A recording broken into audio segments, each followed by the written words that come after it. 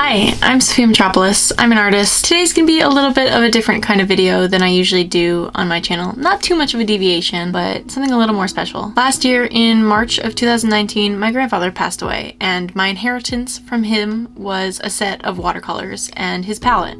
So today I wanted to make a painting with his palette. It's definitely gonna be a little bit different. Usually I like to use gouache first of all, and this is watercolor.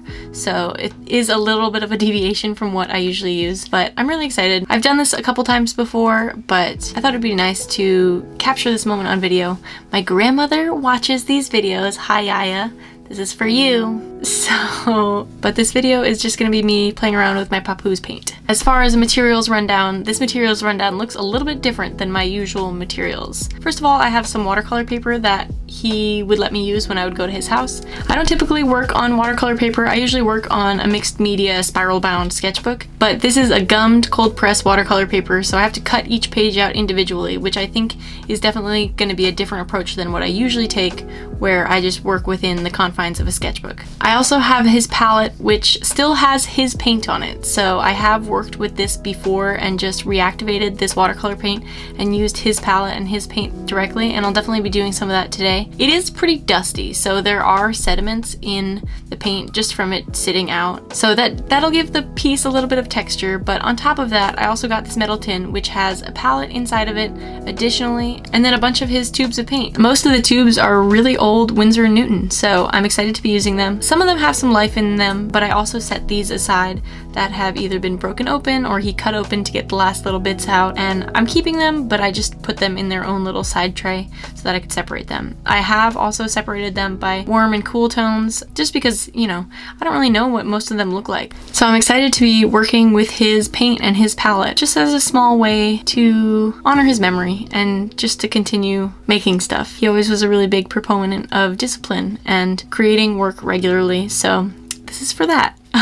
And then also, usually in my videos, especially if I'm painting in gouache, I like to use really cheap synthetic brushes, but I thought for this painting I would use his brushes, but I actually don't have them on hand at the moment, and they're in pretty used condition. So I thought instead I would use my fancy brushes that I never use, which are these Princeton Neptune brushes that I bought at Art Supply Warehouse in Westchester, California. When I bought these brushes, I had no idea what I was picking. I just picked them randomly. I do know now that they are pretty high quality brushes. I know I paid a lot of money for them, but I kind of went into the store and was just gonna let myself buy whatever that day, and so I came out with these brushes. One of them is a little messed up from something else leaning on it, but I think it should go back to normal once it gets wet and starts working a little bit. What I do know about these brushes is they are synthetic squirrel. I don't know anything beyond that. I have probably used them maybe twice, maybe 3 times. I actually haven't used the size 0 or the size 8, so I'm excited to be breaking them out. I really don't usually like to use my expensive materials, but then I'm like, why do I have these expensive materials if I'm just gonna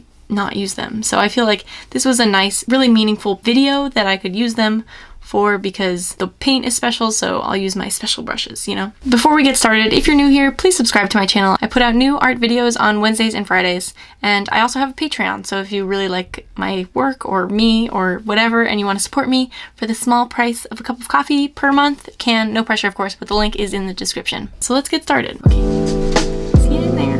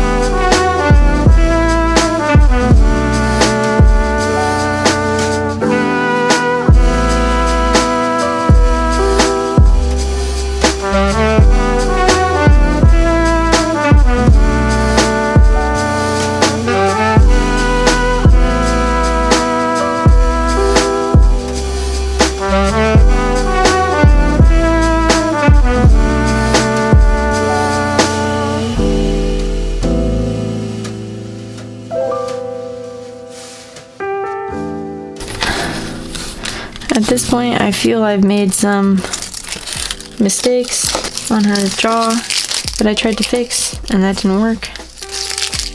But this is the final piece. A little simple, but I'm mostly happy with it, other than the shape of her jaw, which I think is totally messed up. But otherwise, I'm pretty happy with it. Thank you so much for watching. I'll see you in the next one. Bye!